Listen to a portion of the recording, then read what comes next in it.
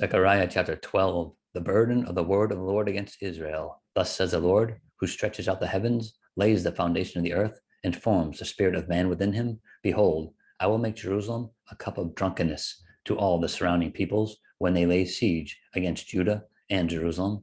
And it shall happen in that day that I will make Jerusalem a very heavy stone for all peoples. All who would heave it away will surely be cut in pieces, though all nations of the earth are gathered against it. In that day, says the Lord, I will strike every horse with confusion and its rider with madness. I will open my eyes on the house of Judah and will strike every horse of the peoples with blindness. And the governors of Judah shall say in their heart, the inhabitants of Jerusalem are my strength, and the Lord of hosts their God. In that day, I will make the governors of Judah like a firepan in the woodpile and like a fiery torch in the sheaves.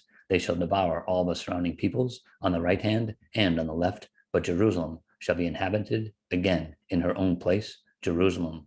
The Lord will save the tents of Judah first, so that the glory of the house of David and the glory of the inhabitants of Jerusalem shall not become greater than that of Judah. In that day, the Lord will defend the inhabitants of Jerusalem. The one who is feeble among them shall in that day be like David, and the house of David shall be like God, like the angel of the Lord before them. It shall be in that day that I will seek to destroy all the nations that come against Jerusalem.